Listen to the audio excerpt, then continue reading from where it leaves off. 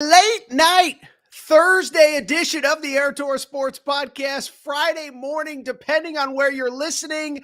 The Sweet 16 games have just gone final. It is 12:40 Eastern time. I hope everybody enjoyed UConn, San Diego State, Bama, North Carolina, Arizona against Clemson, and of course the one that just went final, Illinois versus Iowa State. Everybody come on in. We have our full reaction show. We waited up with you guys to get to the finish line here on a Thursday night, and we have so much to react to. So everybody come on in. Half of the Elite Eight is set. Another half will be decided tomorrow night. But everybody come on in as all four games are final. Yes, it is 12:40 Eastern time, baby, but we are going. What's the old song? We don't stop till the crack of dawn. That might be us tonight, baby, because we have so much to discuss. Everybody come on in. Appreciate your support. This is, of course, the Aaron Torres pod Thursday night into Friday morning. Again, quick recap what we'll talk about. UConn's dominance. Arizona, just another disappointing effort. Of course, that North Carolina Bama thriller.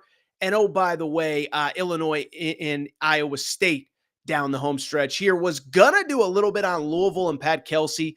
Just don't know if we'll have enough time for that. We will obviously give you some quick thoughts on tomorrow, Friday night's games as well. Before we get started, a couple quick things. First of all, really do appreciate our partners, BetUS and the BetUS Sportsbook. That is right. We have been working with BetUS all March long, and they have an incredible offer for customers of BetUS and listeners of the Aaron Torres pod. See that little link in the show description right there? That is right. BetUS is offering you a deal that nobody else in the betting market is offering. How about this? A 125% deposit match on your first three deposits. So say you're like me and you had Carolina winning tonight. You bet all your money, deposit with BetUS. They gave you 125% deposit. You lost it all on Carolina.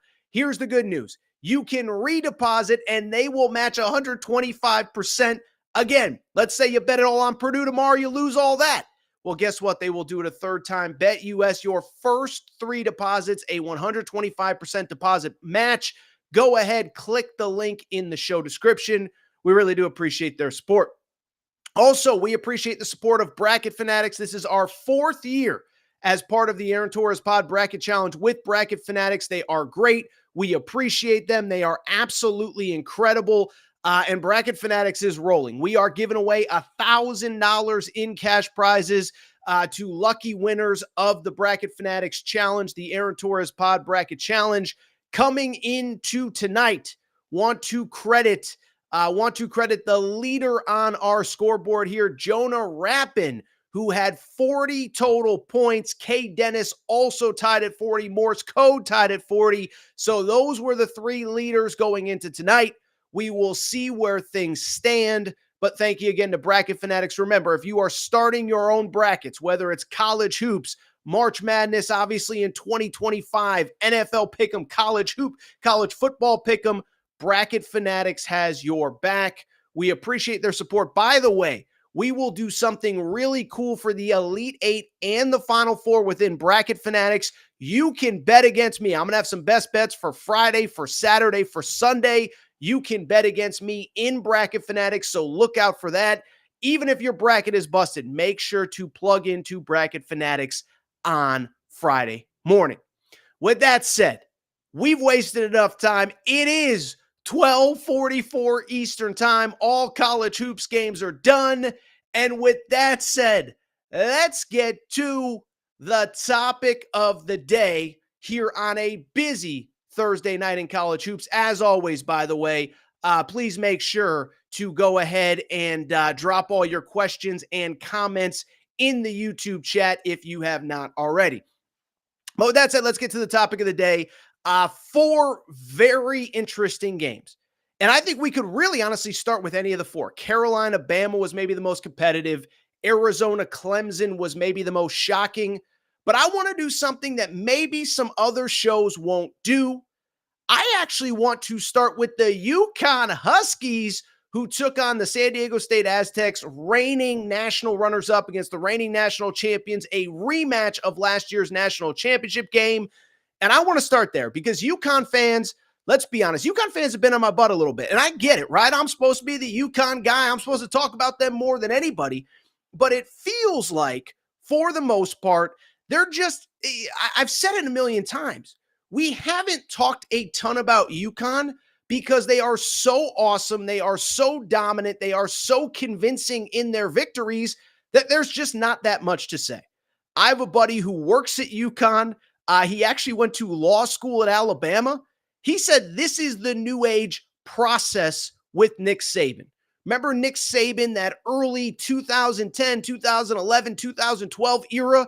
They called it joyless murder ball. That is basically what UConn basketball is as they go into the Sweet 16 against a team that I thought could put up a challenge, and they win 82-52, a final over San Diego State. When I think about this game, a couple things stand out as we start to recap these Thursday night games. The first thing that stands out, so I'm going to go ahead and be honest, okay? First thing that stands out, like I said, I actually thought that San Diego State could actually give UConn a game. Now, maybe I'm crazy, maybe I'm delusional, maybe I know the Huskies too much. But when I came into this game, there was something that I was thinking, and that was this, is that with UConn, they play so hard, they're so physical, they're so aggressive on offense, defense, rebounding, whatever, that I think every team goes into games against UConn thinking, oh, we're just as tough, we're just as physical, we're just as bad as those guys. And then you get into the game. And to quote Mike Tyson, everybody's got a plan until they get punched. And then to quote Mike Tyson again, you just kind of fade into Bolivian. That's kind of what happens with UConn's opponents. And so I think there's really probably about 5 to 10 teams in college basketball that I think are really up for the challenge on a night in, night out basis of facing UConn and what they bring to the table. And so I bring it up because I thought San Diego State was one of those teams. And to their credit, San Diego State kind of was one of those teams. They jump out. They were the first team to have a lead against UConn in this NCAA tournament. Jump out to a 2-0 lead. It's 10-9 at the first TV timeout. And you sit there and say, like, this could be a game. UConn opens up a reasonably big lead. San Diego State cuts back into it. And then by halftime, it's about a 9-point game. But if you watch this game, it was close. It was competitive. It was tough. And I don't know that there was ever a moment that you were like, oh, San Diego State is winning this game. But I don't think there was a moment in the first half where you said San Diego State can't win this game. And so then what happened in the second half, I think, was the most vintage UConn effort that we have seen so far, okay? UConn comes out. It is a 9-point game. Did you see what UConn did in the second half, outscoring San Diego State 42-31 in that second half, doubling up a really good team, a San Diego State team that won 26 games this year, that, of course, played for the national championship game. And what was crazy was it was basically doing exactly what I said. And so when I think about this game, and I think about UConn's season, and we have talked about this a few times with UConn throughout the year. The thing about UConn, right? Because I have all these people asking me, we get a lot of like Kentucky fans, like Torres. What is the secret to UConn's success? Louisville fans, even fans that are having good years, they're like, what is it about UConn? And if you just watched UConn, what I am here to tell you, the secret is that there really is no secret. Like I remember Chris Beard when he was at Texas Tech. He used to say the secret's in the dirt, okay? What does the secrets in the dirt means? What the secrets in the dirt means is that the secret is that there is no secret. We're just going to get in the dirt and outwork you. And when I watch UConn, that is exactly who they are. You know why they won this game?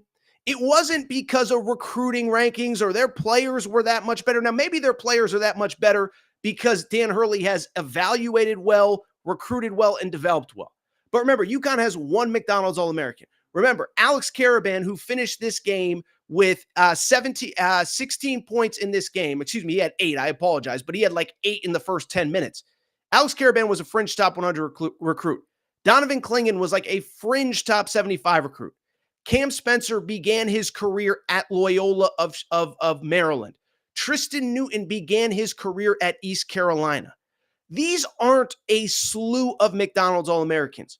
What they do is they work harder than you, they prepare better than you, and when the game starts, they are freaking relentless for 40 minutes. And I've talked about this time and time and time again, but you watch these games and it's close for 10 minutes. It's close for 15 minutes. It's close for 20 or 25 minutes, but they are just so relentless. They just kill you and they never let up. And so what is the secret? They want it more than you. Just look at the stats, okay? So San Diego State is one of the best defensive teams in college basketball. UConn finishes with 82 points. You know the secret to this game? UConn had a plus 21 rebounding advantage against one of the toughest, most physical, nasty teams in college basketball. They had 21 offensive boards. And don't just tell me it's because they're bigger and tougher than you. Steph Castle, he's a guard, led the team with 11 boards. Tristan Newton had 7.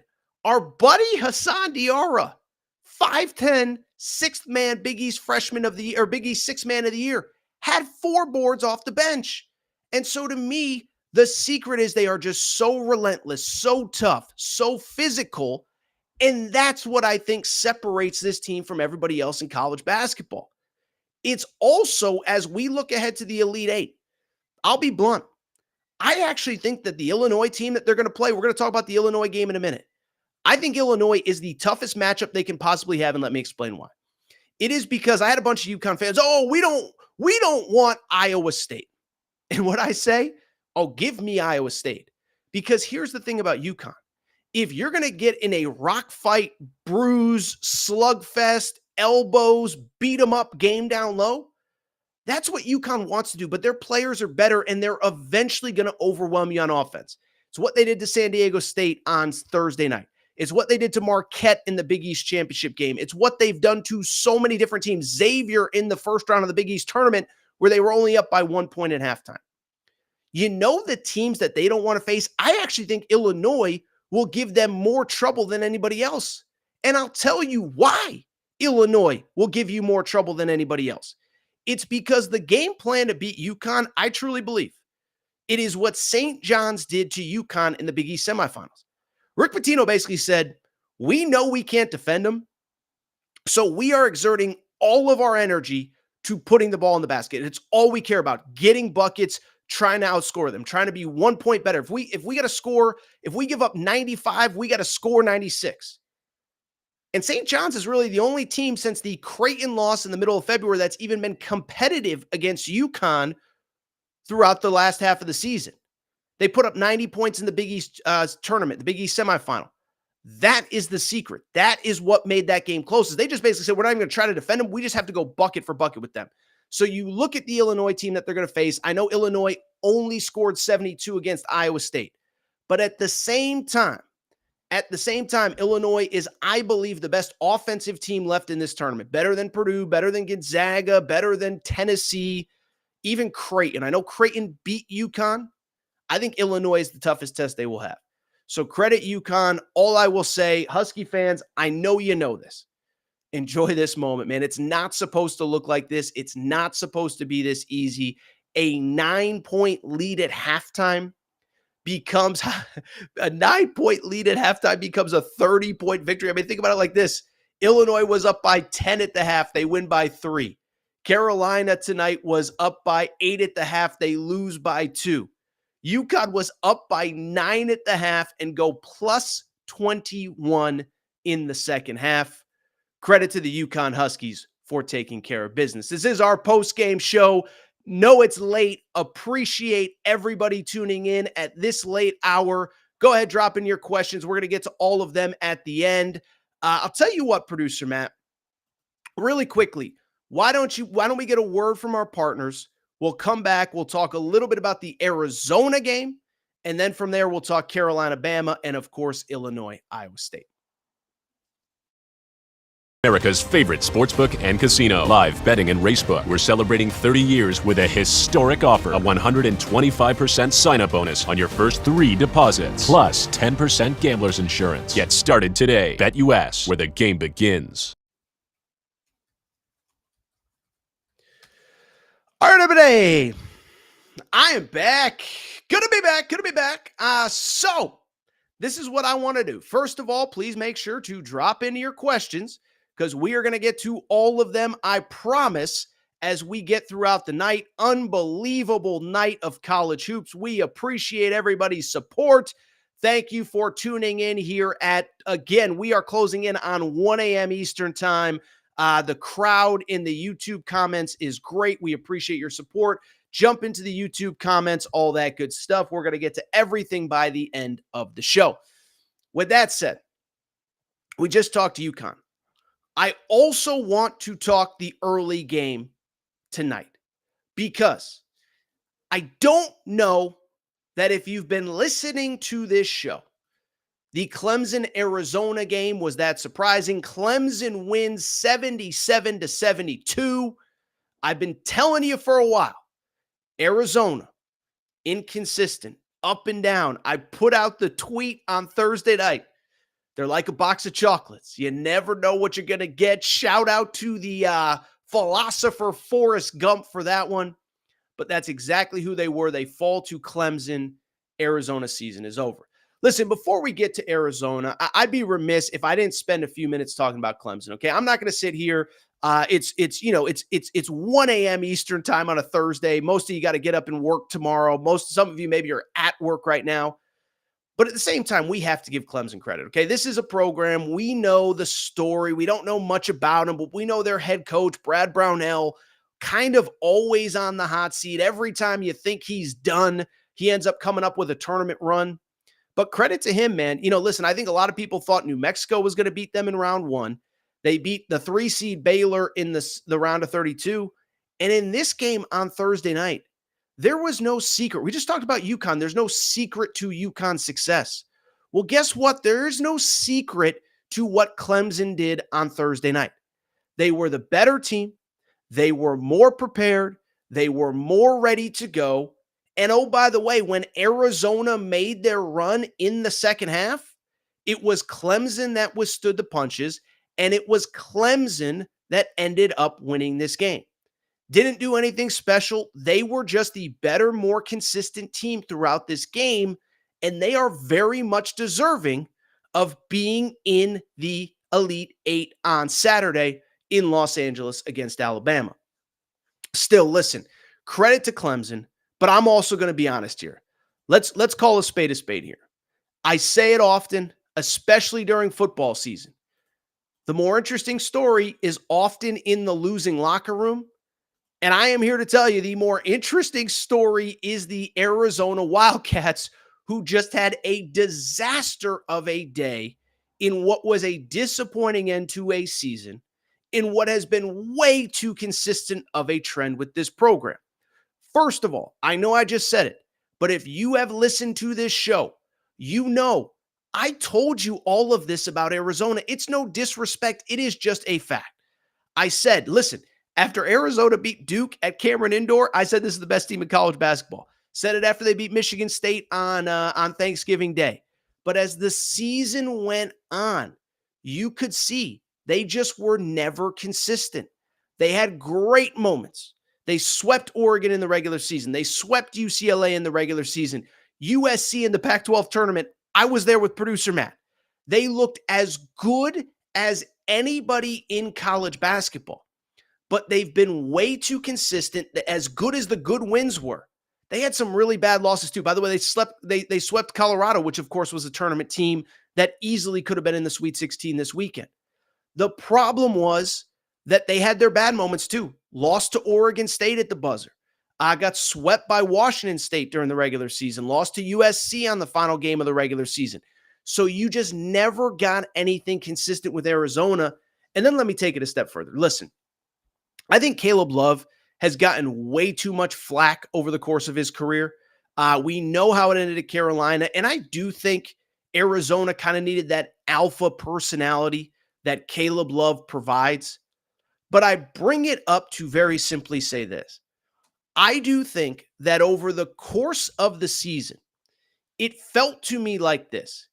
Caleb Love, like at Duke in November, it was a team effort, and Caleb Love kind of was the closer, right? It was like, it's a team effort, take care of business, and then Caleb Love is the guy that comes in, gets the foul line, makes big foul shots, etc.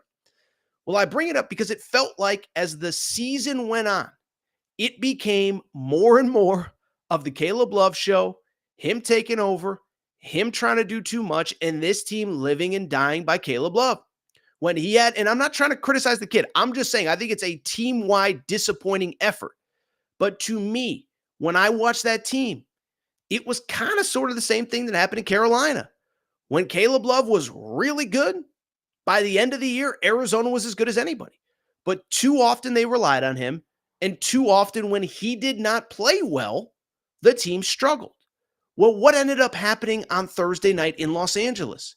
Caleb Love finishes 5 of 18 from the field. He finishes 0 of 9 from 3. And he finishes with 1 assist and 3 turnovers. When your most important player, a guy that you have come to rely on too much late in the season, is 5 of 18, 0 of 9 from 3, 1 assist, 3 turnovers, that is not going to get the job done. That's simply not good enough. And so that was their downfall. But when Caleb Love took on that much of a burden, everybody else kind of got out of their rhythm. Pelle Larsson, 2 for 9 on Thursday night. Really, the only guy that came to play was my guy, Jaden Bradley. 18 points off the bench, 2 threes. He's not even a three-point shooter, 4 rebounds, 3 assists, 1 steal, 2 blocks. He was the only guy that came to play. And so I think the best way that I can describe Arizona's night, producer Matt, do we have Jason Scheer's tweet? Jason Scheer is a great reporter who covers Arizona basketball. He tweeted this, and I thought it was perfect. You can see the tweet on the screen. Thank you, producer Matt. He said, Arizona, listen to this. This is from Jason Scheer, my opinion, the best beat writer who covers Arizona.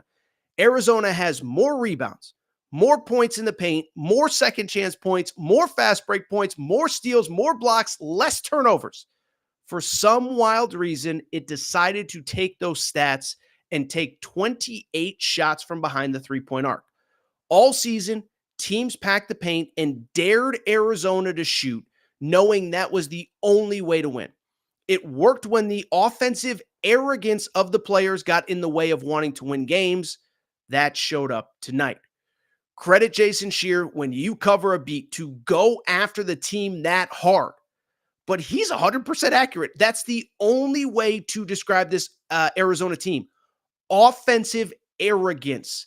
They felt like we can do our own thing.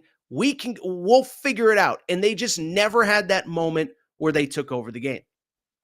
With the loss, let me say this. This is a crushing loss for Arizona because the talent once again was there to compete at the highest level and compete for a national championship. I will go to my grave believing Arizona was as talented as anybody in college basketball this year. And I'll take it a step further. I still believe of every team that made it to the Sweet 16, I think they were the toughest matchup for UConn. Size, length, athleticism, toughness, rebounding, this, that. But it just never clicked. And I think what's most disappointing is that it was just another disappointing effort in what has become sort of a trend. Now, listen, I'm not going to be the guy that's like calling out Tommy Lloyd, 30-year head coach, second Sweet 16. And I know there's frustration within that fan base, and I think there should be, because this team was too talented to lay an egg like it did. And oh, by the way, if they took care of business down the stretch, maybe they're the number 1 seed in the West. Maybe this isn't an issue. But with that said, it is another disappointing loss. And I'll say this, I don't think most people really know how disappointing Arizona, like we talk about, the crushing losses of Tennessee football, of Texas A&M football. Arizona basketball has as crushing a losses as any team in this sport, in college sports. Producer Matt, why don't you throw up my tweet that you sent to me that you made me look smart in this situation, okay? So this is from producer Matt sent me this stat. This, and I tweeted this out at what time? About 8:34 Eastern or 11:34 Eastern, 8:34 Pacific. I said, per our Aaron Torres media research team, aka producer Matt, Arizona has entered the Sweet 16 as a 1 or 2 seed 3 times since 2015. They've lost to a 5 seed, a 6 seed, and an 11 seed once they've gotten there. Few no pain, quite like Arizona basketball fans. So thank you to producer Matt for that tweet. By the way, I would mention, you just heard that. Sweet 16, 3 times since 2016. As a 1 or 2 seed, they lost to a 5 seed, a 6 seed, and an 11 seed. How about this? 2011, they make the Elite Eight. They lose by 1 point to UConn, Kemba Walker. 2014, they lose by 1 point to Wisconsin in overtime. I was at that game. But here's the thing. Arizona fans are used to this, and they're frustrated by this. Producer Matt, throw up some of the responses to that tweet that I put out about Arizona's downfall and disappointment. This is from Jackson Johnson. Thought this was a really good tweet. He said, I used to think it was a Sean Miller thing, and I know people are going to say it's a Tommy Lloyd thing. This is losing close games late in the tournament. Jackson Johnson says, apparently doing well in the regular season, then falling apart in the postseason is an Arizona thing. I don't think there's any way to encapsulate it. What were the other comments, producer Matt? These are in reaction to Arizona's loss. Buttkiss plug that I think that's a reference to the late Dick Butkus. Okay, let's shout out Dick Butkus here and not look too much into that Twitter handle. But it said, thanks, Aaron. You are our support system. Don't know if that's too much of a compliment coming from a guy whose Twitter handle is named Buttkiss Plug, but again, it's a reference to Dick Butkus.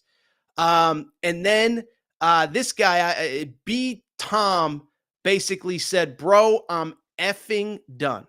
After today's performance, I'm just going to walk away, maybe take up pickleball, but Arizona's never getting past the Sweet 16 with Tommy Lloyd.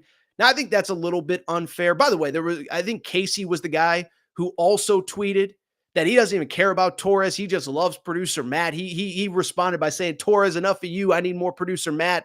That's what Casey said. Torres said, I love producer Matt. But listen, this is the feel of the Arizona fan base. I'm not going to crush Tommy Lloyd, but I do think the bottom line is you can't sit there and tell me that this isn't a disappointing effort from the Arizona Wildcats. And this was a game that was there for the winning. You're basically in your home turf in Los Angeles. You're the 2 seed. You're playing a team that you're a 7.5 point favorite against. I don't want to say it'll never get easier, but it isn't going to get much easier, and there's not going to be much talent. I think from the Tommy Lloyd perspective, listen, I'm not ready to give up on him as a head coach. I know there's a lot of teams that would love to have him, but I do think the big thing with him going forward is going to be very simply, we've seen you do it in the regular season. 1 seed in 2022, lost in the Sweet 16 to Houston. 2 seed in 2023, lose to Princeton in the first round. 2 seed in 2024 when you got to number 1 in the country. You lose to Clemson in the Sweet 16. Credit to Clemson, but this is about Arizona. Let's go ahead and talk about the other game in Los Angeles. By the way, Torres was supposed to be at the games in Los Angeles, and basically I decided I wanted to watch UConn, and I had to do this show, so I kind of knew that I wasn't going to be there. We got 2 great games in Los Angeles, though. The second one was obviously the one that I think caught America's attention. And it was the North Carolina Alabama game.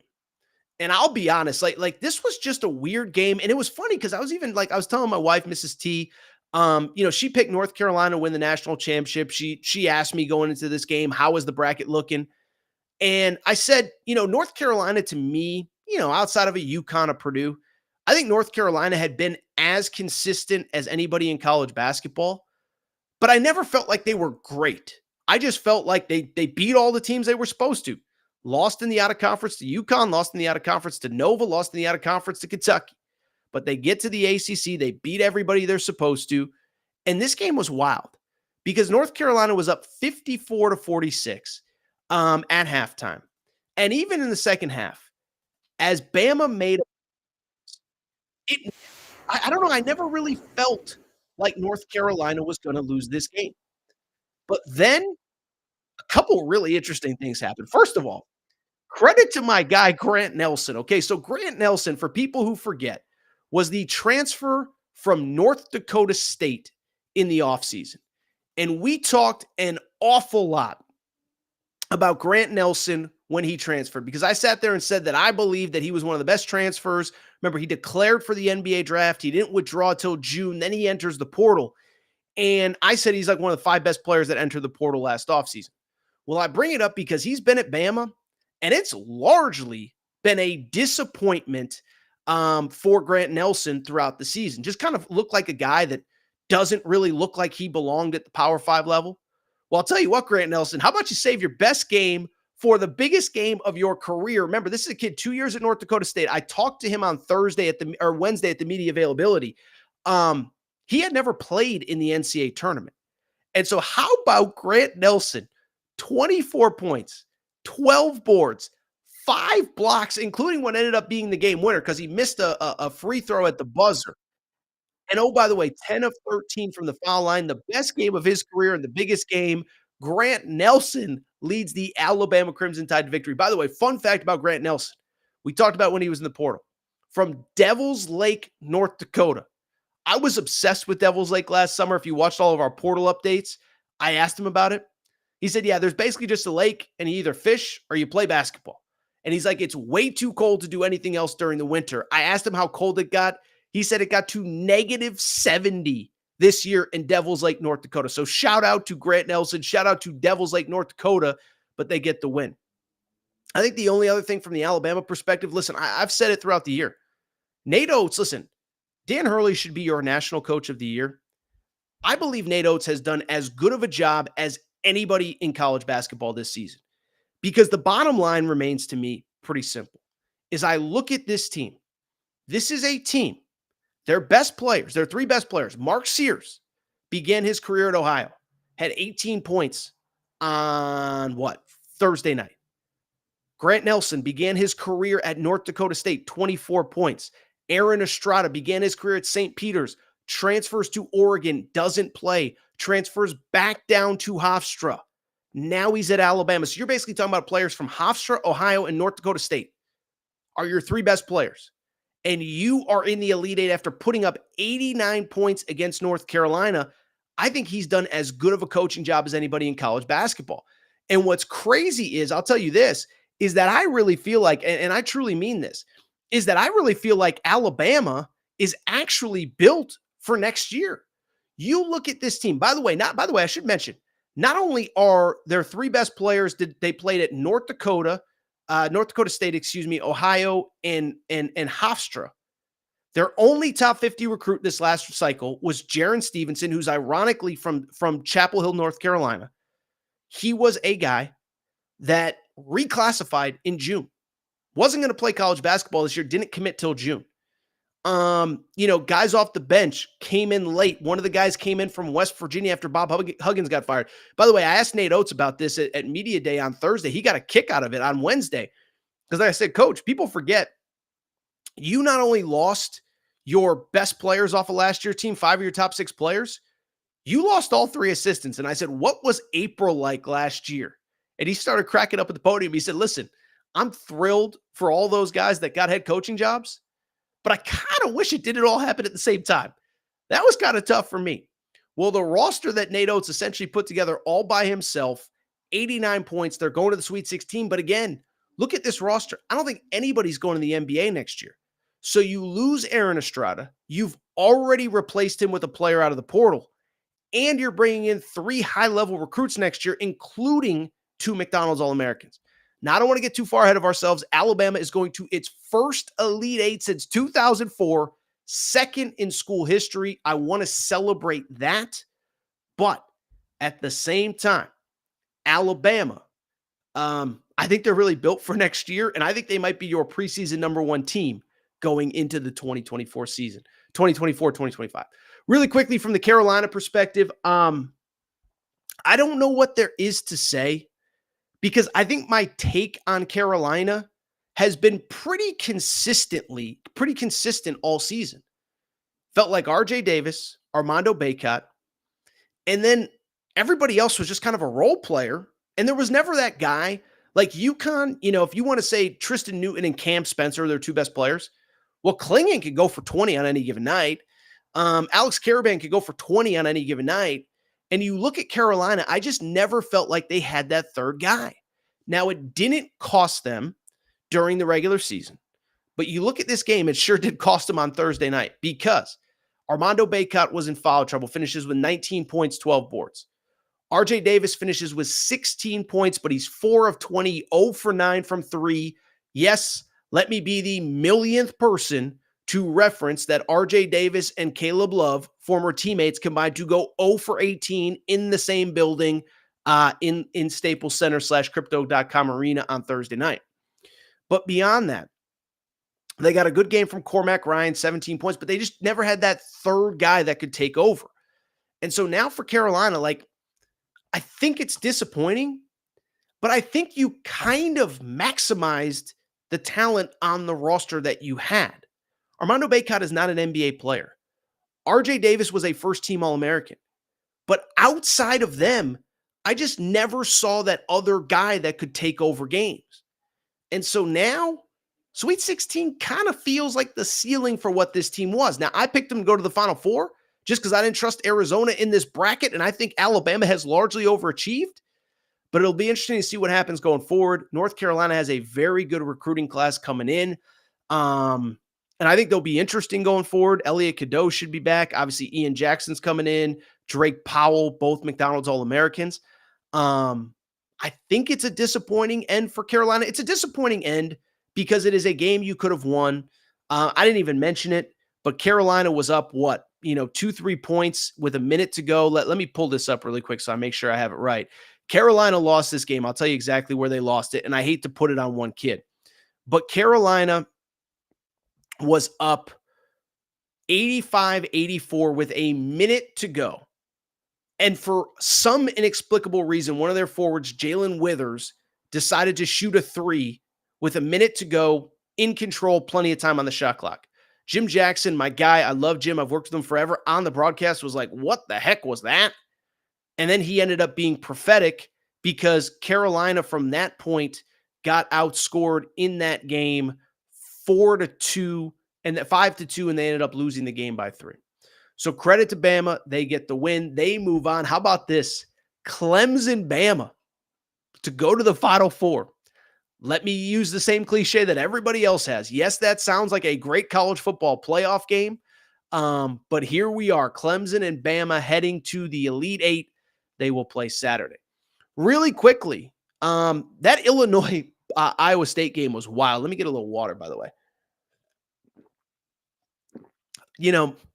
It comes down to the wire. Weird game, because I don't know that Iowa State ever had the lead in this game, but it was a weird game because Illinois kind of did what they do. They jumped out early, scored a bunch of points, and then it kind of settled into that Iowa State type tempo. But to me, the story of the game was Terrence Shannon Jr. Best play, Stan Van Gundy said it about 37,000 times on that broadcast. He was the best offensive player in college hoops late in the season. And I still think he's probably the best player in college hoops right now. Finishes with 29 points in this game, 4 of 10 from 3. Didn't shoot the ball from the free throw line well, and they did mention this in the game. That's one thing about Illinois. They are not a great foul shooting team. This game should have been close. 15 of 29 from the foul line for Illinois, but they get the win. I don't know what there is to say about this game. I said it about North Carolina a minute ago from the Iowa State perspective. Listen, I think TJ Otzelberger got everything he could out of this specific team. You look at him, Keyshawn Gilbert, 5th-year senior or 4th-year junior, played last year at UNLV, comes in, he's their best player, he plays well. But outside of him, a bunch of just role players. What I would say is I do think it was funny. I was talking to the Arizona beat writers about this the other day. I do think there is a ceiling to how good you can be in the tournament if you're all defense all the time. Remember, UConn, before Dan Hurley shook up his offense, struggled in the tournament. St. Mary's, that was a team that I believed in. You could tell within about 5 minutes against Grand Canyon, they were not equipped. And it's just, I'm not saying anything negative about Iowa State, but I do wonder, I do wonder if there's another iteration of this team. Second Sweet 16 in 3 years. Credit to TJ Ottsberger. They mentioned it on the game broadcast. 2 wins the season before he took over. I think 2-22 was the record. It was that COVID year. He comes in. They get to the Sweet 16 in year 1. Sweet 16 this year. Win the Big 12 conference tournament. But you just wonder if they have to get a little bit more offensive pop, because Illinois just was able to get the buckets late. Not only 29 points from TJ Shannon, but 12 points from Coleman Hawkins, 6 boards, 3 assists to go along with that. Also, 8 points off the bench for Luke Goody, 7 for Dane Danger. And now, I'll tell you, it sets up an interesting matchup with UConn and Illinois. I've said consistently, I think Illinois is probably the team that is best suited in this tournament to give UConn fits for the reason we talked about earlier. To beat UConn, you cannot try to beat them 69-62.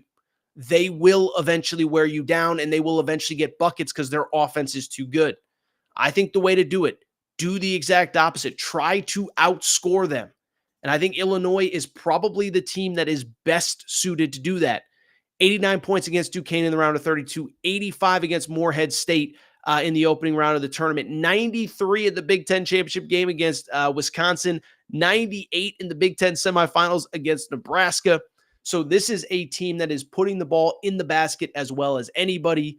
Illinois advances to face UConn on Saturday. Really quickly before I give my picks for tomorrow and also Saturday, let's see if we have any questions. Producer Matt, pop up any interesting questions that have caught your attention so far on this show. We appreciate your support. The chat is humming right now at 1:22 Eastern time. We appreciate it. Robbie says Alabama is the best offensive team left. I don't care what you say. I mean, I can't agree with that. I respect you, Robbie. I appreciate you. Terrence Shannon Jr. put up 29 tonight, had 40 in the Big Ten championship game. He's averaging like 29, 30, 31 points over his last like 6 or 7 games. And Illinois, I just laid out the stats. 85 in the round of 32, 87, whatever. Alabama might be the second best offensive team left, but I don't think they're the best team. And Alabama really has to outscore you to win. UConn after tonight is now the number 1 offense. Illinois is number 2, according to Mr. Nobody. So that's a very interesting stat. Listen, doesn't really surprise me. Doesn't really surprise me because, I mean, what UConn's doing is just so unprecedented. And I'm trying to keep perspective as a UConn fan. This tournament, anyone can win. It's so cliche, but we've seen it through the years. Everybody looks unbeatable. I was at UConn in 06. They were the number one of the top seeds. Rudy Gay, Hilton Armstrong, Josh Boone, Marcus Williams looked unbeatable. Lose to George Mason in the Elite Eight. We know about Kentucky in 2015. We know about UNLV in 91. We know about the Fab Five. So anyone can be beaten, but UConn is so committed defensively and rebounding, and now the offense is elite, as Mr. Nobody says. Number 1 offense in college basketball right now over the last 6 to 8 weeks. I don't know what else there is to say. Next question. UConn's D is now better than it was on day 2 of the Big East tournament. Factor in no days off in the Big East tournament. Illinois will be tough, but UConn just has to play their game. So that is in reference to me saying what I just said, that I think Illinois gives UConn the toughest challenge. And what I said during the UConn part of the segment was I said, you have to have the St. John's approach. Rick Pitino said it the day before. He said, basically, we're going to exert all of our effort on offense. We're not even going to try to play defense. And when I look at the game plan to beat UConn, I do think that's it. So Woompig Doodle says UConn's D is now better than it was in day 2 of the Big East tournament. Factor in no days off. So I think there's some fairness to that. You give Dan Hurley and that staff 36 hours, I think they're going to be in good shape. But I just think, it only takes one insane performance from TJ Shannon. That game's going to be more up and down. I do question if Illinois, ironic because they're the Big Ten team, do they have enough physicality for UConn? I don't know. I do think Illinois probably poses the toughest challenge, but I'm not picking Illinois to win. What else we got, producer Matt? How on point was the Zona game for Zona? They and UK like to F around a lot. Dan, I appreciate that comment. So Dan Rivera tweeted in, and I think he's 100% right. I think you can argue, player for player, maybe the two most talented rosters in the country. Now, UConn has more good college players right now, but we always talk about Kentucky. All these guys we're going to look up in 5 years, like all those guys were on that Kentucky team, Reed Shepherd, Rob Dillingham. It's the same with Arizona. Pella Larson's going to get drafted this year. KJ Lewis will get drafted next year. Umar Ballo's a 5-year college player. Caleb Love will probably play in the NBA at some point. Jaden Bradley's going to play in the NBA at some point. And so I bring it up because you look at that team, and we're going to look back in 5 years like that team lost in the Sweet 16 to who? To Clemson? But Dan Rivera is 100% right, man. Like, I think Arizona fans should be as disappointed and as frustrated as any fan base in college hoops right now with how their season ended. I blame the coach. Mr. Nobody says, I blame the coach at Arizona. Your players lack discipline. I can't speak to lacking discipline. I will say there were some really bad breakdowns at the worst possible time. It also seemed like Clemson got like a weirdly disproportional amount of loose balls, which felt weird because Arizona's so much bigger and more physical. I'm looking right now. Clemson only finished with 6 offensive rebounds. That just does not seem possible based on that game that I saw. Felt like they got 30 offensive rebounds. But I do think there was a little bit of a lack of discipline. I don't think that they were fully ready to go, and that does fall on the coach there. Okay, Mr. Nobody. Honestly, I think UConn blows Illinois out. The eye test tells me they are not that good. Their defense sucks, and they struggled with a grossly overrated LSU defense that left guys open all over. ISU defense, I apologize. I don't think ISU's defense is overrated. I don't think ISU can put the ball in the basket that you need to at a national championship level. It's funny because I remember, about 4 or 5 weeks ago, we did the 8 teams that can win college hoops national championship. And Iowa State was the one that did not get in that I had people mad about. What are you talking about? How can Iowa State not get in? It's like, I don't think they can score enough. And so I think what Mr. Nobody said, I don't know that I necessarily disagree. I think I came in tonight feeling really good about Illinois. I saw them against an elite defense tonight. They did just enough, but Iowa State doesn't have nearly enough offense. And so again, same defense with a much better offensive team. I think Illinois could struggle. Illinois, by the way, I think they had like 12, 14 points at like the 4-minute under timeout. And so it's like, when I say that, I mean like the 16-minute timeout. So basically 4 minutes into the game. And then from there, it was pretty much back and forth. Yeah, I don't know what to say. I'm trying to be not crazy overhyping UConn, but I do think it is really, really, really hard to see the scenario where they are not cutting down the nets in Boston on Saturday afternoon. A couple more, we'll get out of here because it is late. I say Bama gets enough for their great football, leave basketball for the rest of us, Sean says. Sean says Alabama gets enough for basketball, leave basketball for the rest of us. Listen, man, I'll tell you what, credit Greg Byrne, man, because, it's funny. I was thinking about this, like, there are programs, by the way, remember when we were seriously talking about remember like during the season, we had the conversation of if Calipari gets fired, who should be the next head coach? And the name I kept saying was Nate Oates. I said, he's got a crazy buyout, raise the money, figure it out. That's the guy. I've said from day one, I said, if I was starting a program right now, this second in college hoops, number 1 call would be to Dan Hurley. Number 2 would be to Nate Oates, or not call, but if I could just start it with anybody, Dan Hurley's number 1, Nate Oates is number 2.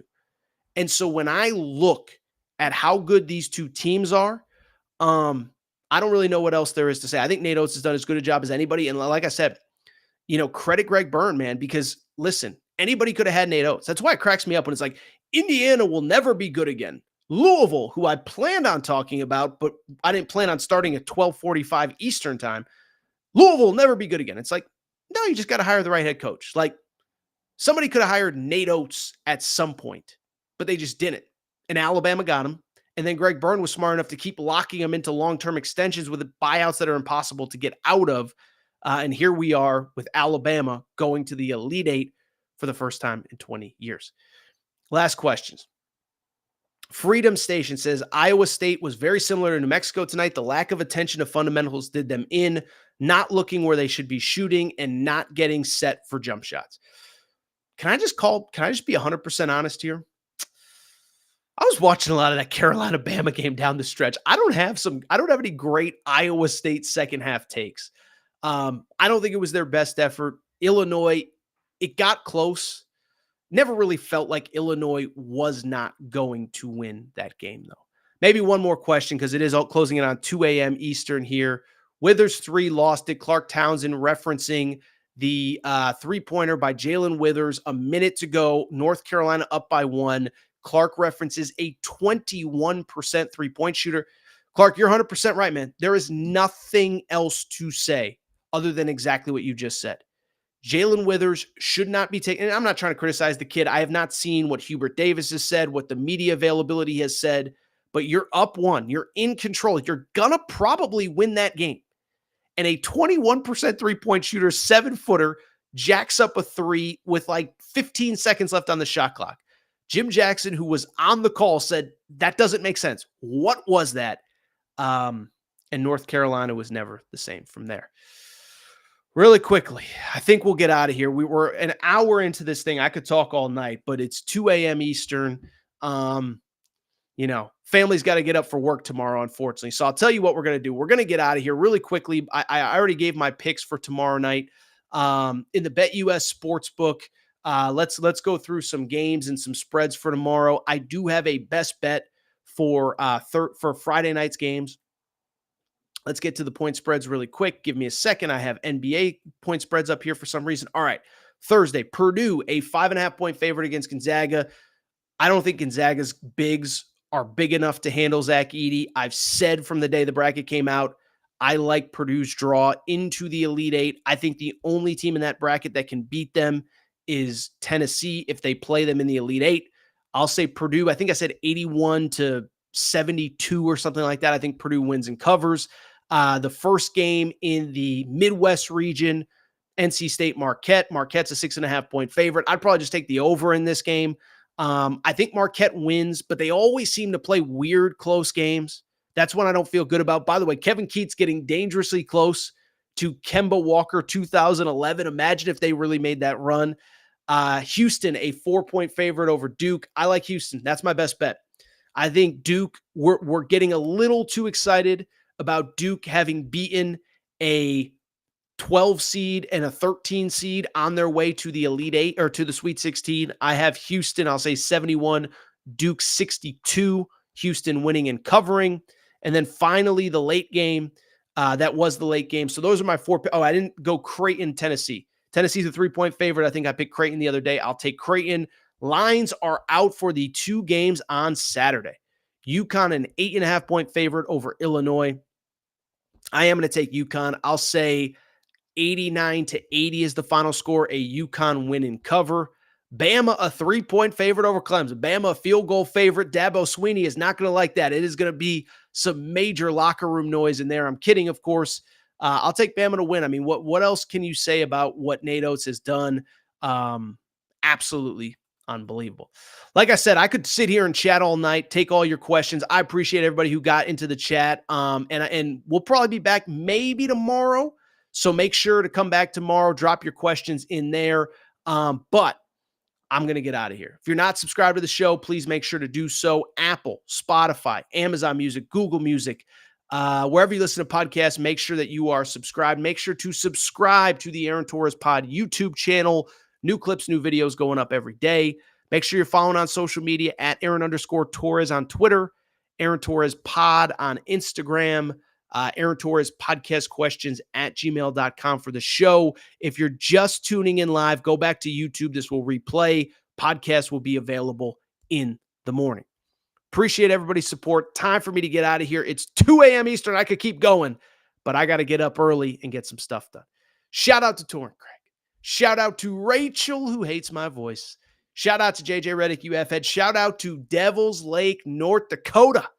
It was -70 a few weeks ago, according to Grant Nelson, but Grant Nelson was cooking with gasoline tonight. All for today's show. Appreciate your guys' support. We will be back maybe Friday night, definitely Sunday. Take care. Talk soon.